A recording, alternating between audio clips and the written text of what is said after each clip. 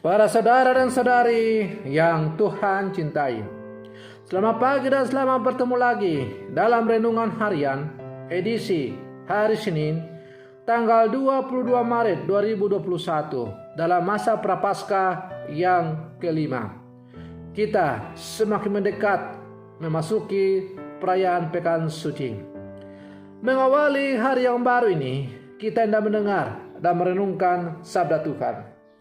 Marilah sebelum kita mendengar dan merenungkan sabda Tuhan, kita berdoa. Dalam nama Bapa dan Putra dan Roh Kudus. Amin. Allah Bapa Maha Pengasih, demi cinta kasih-Mu yang agung, kami Kau perkaya dengan pelbagai karunia. Bantulah kami berbalik dari hidup berdosa menuju hidup baru dan menjadi layak untuk kerajaan surga. Bersabdalah ya Tuhan, kami siap untuk mendengarkan. Semoga sabda-Mu yang kami dengar pada hari ini semakin memantapkan hati kami untuk mempersiapkan diri memasuki perayaan-perayaan Pekan Suci. Terpujilah Engkau Bapa, Putra dan Roh Kudus, kini dan sepanjang segala masa. Amin. Para saudara dan saudari yang Tuhan cintai, sabda Tuhan yang hendak kita dengar dan kita renungkan untuk mengawali hari yang baru ini, hari Senin, dalam masa Prapaskah yang kelima, diambil dari Injil Yohanes pasal 8 ayat 1 sampai 11. Tuhan sertamu. Inilah Injil Tuhan kita Yesus Kristus menurut Santo Yohanes. Sekali peristiwa, Yesus pergi ke Bukit Zaitun. Dan pagi-pagi benar ia berada lagi di bait Allah. Dan seluruh rakyat datang kepadanya. Ia duduk dan mengajar mereka. Maka ahli-ahli Taurat dan orang-orang Farisi membawa kepadanya seorang perempuan yang kedapatan berbuat zina. Mereka menempatkan perempuan itu di tengah-tengah lalu berkata kepada Yesus, "Rabi, perempuan ini tertangkap basah ketika ia sedang berbuat zina. Musa dalam hukum Taurat memerintahkan kita untuk melempari perempuan-perempuan yang demikian. Apakah pendapatmu tentang hal itu?" Mereka mengatakan hal itu untuk mencobai dia, supaya mereka memperoleh sesuatu untuk menyalahkannya. Tetapi Yesus membungkuk lalu menulis dengan jarinya di tanah.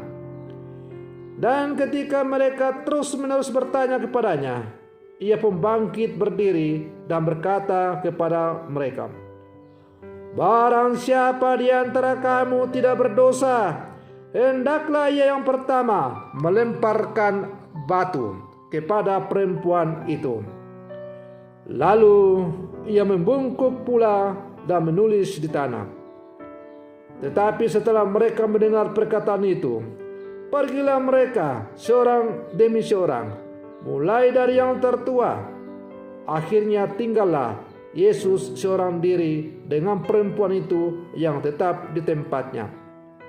Lalu Yesus bangkit berdiri dan berkata kepadanya, "Hai perempuan, di manakah mereka? Tidak adakah seorang yang menghukum engkau?" Jawabnya, "Tidak ada Tuhan." Lalu kata Yesus, "Aku pun tidak menghukum engkau. Pergilah dan jangan berbuat dosa lagi mulai dari sekarang." Demikianlah Injil Tuhan. Para saudara dan saudari yang Tuhan cintai, Allah itu sungguh penuh dengan belas kasih dan Maha Pengampun. Allah yang penuh belas kasih itu dan penuh dengan pengampunan nampak dalam diri Putra Tunggalnya Tuhan kita Yesus Kristus. Maka dalam bacaan Injil yang baru saja kita dengar tadi, orang-orang Farisi menghadapkan kepada Yesus seorang wanita yang kedapatan berbuat zina. Yesus hendak dicobai oleh orang-orang Farisi ini, supaya ada alasan untuk mempersalahkan Yesus. Semua orang yang membawa wanita itu merasa diri sebagai paling benar dan paling berhak untuk mengadili wanita itu. Mereka menganggap diri sebagai orang yang mengenal hukum Taurat Tuhan. Namun mereka semata-mata hanya mengetahui hukum Tuhan, tetapi tidak mempunyai hati. Inilah bedanya dengan Yesus. Yesus tidak lantas menghakimi wanita itu. Ia justru mengampuninya dan membiarkan wanita itu untuk bertobat. Ia memberikan kesempatan kepada wanita itu untuk menjalani hidup yang baru. Pergilah dan jangan berbuat dosa lagi, mulai dari sekarang. Para saudara dan saudari yang Tuhan cintai, belas kasih dan pengampunan akan mampu mengubah hidup seseorang. Karena dengan belas kasih dan pengampunan itu, kita akan mengalirkan energi hidup dari Allah kepada orang yang kita kasihani dan kita ampuni itu. Sebagaimana Allah telah menyatakan belas kasih-Nya dan pengampunan kepada kita, maka hendaklah kita juga saling menyalurkan belas kasih dan pengampunan kepada sesama kita yang mungkin pernah menyakiti kita.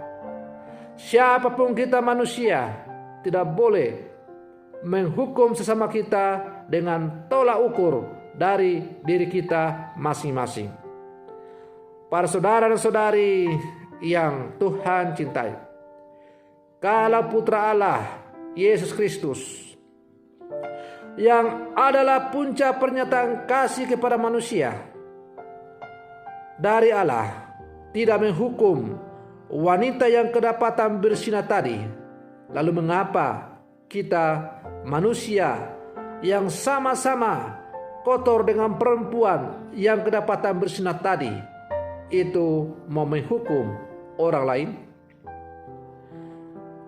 Para saudara dan saudari yang Tuhan cintai, sebagai murid-murid Yesus yang hidup di zaman sekarang, kita diajak untuk selalu membela yang lemah dan yang benar dalam kehidupan kita.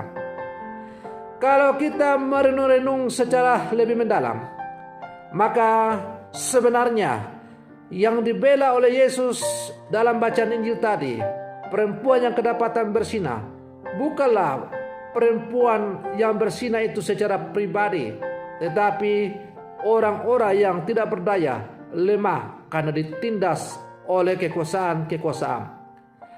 Perempuan yang kedapatan berzina tadi adalah lambang orang yang tertindas, orang lemah yang ditindas oleh orang-orang yang selalu menganggap dirinya sebagai penguasa, orang benar, dan karena itu mau untuk menyingkirkan sesama dari kehidupan ini.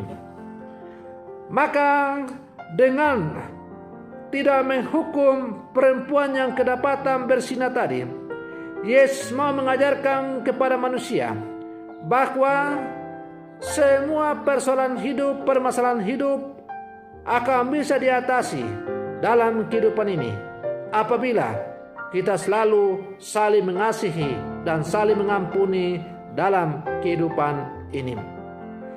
Penindasan terjadi atau banyak orang yang menderita, yang tertindas, lemah, bukan karena mereka tidak mampu, bukan karena mereka tidak berdaya, tetapi karena mereka tidak diberi kesempatan untuk mengungkapkan jati dirinya sebagai ciptaan Allah yang luhur. Oleh karena itu, ketika Yesus mengatakan kepada mereka, barang siapa di antara kamu yang tidak berdosa, hendaklah dia yang pertama melemparkan batu kepada perempuan itu. Yesus mengajarkan kepada kita supaya kita jangan munafik, jangan kita so suci dalam kehidupan ini. Kita diajak untuk masuk ke dalam hati kita, relung hati kita yang paling dalam, dan memeriksa hati kita.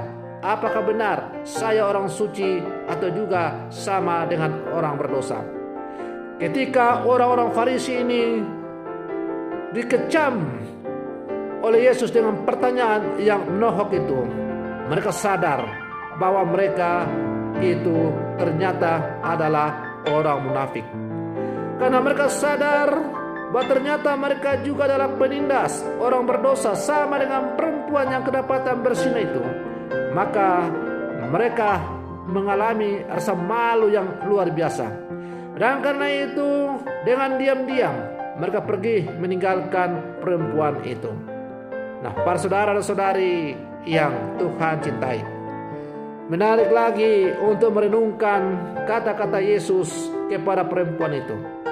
Ketika Yesus bertanya kepada perempuan itu, "Tidak adakah di antara mereka yang menghukum engkau?" Lalu perempuan itu menjawab, "Tidak ada, Tuhan." Lalu Yesus pun berkata, "Aku pun tidak menghukum engkau. Pergilah dan jangan berbuat dosa lagi." Apa arti kata-kata Yesus ini? Artinya bahwa Yesus tidak menghukum. Yesus memberikan kesempatan kepada perempuan yang bersinah itu, kepada kita manusia yang berdosa, untuk bertobat, mengubah hidup kita dari cara hidup yang lama, hidup yang tidak sesuai dengan apa yang diajarkan oleh Tuhan, kembali kepada hidup sesuai dengan apa yang diajarkan oleh Tuhan. Para saudara dan saudari yang Tuhan cintai, pintu pertobatan selalu terbuka lebar-lebar untuk siapapun kita yang menyadari diri sebagai pendosa-pendosa dalam hidup ini. Persoalannya sekarang kembali kepada diri kita masing-masing. Maukah kita mempergunakan pintu pertobatan yang telah terbuka lebar-lebar itu untuk mengubah hidup kita kepada hidup yang baru, hidup sesuai dengan apa yang diajarkan oleh Tuhan. Para saudara dan saudari yang Tuhan cintai, beberapa hari lagi kita akan merayakan perayaan pekan suci yang berpuncak pada perayaan kebangkitan Tuhan kita Yesus Kristus.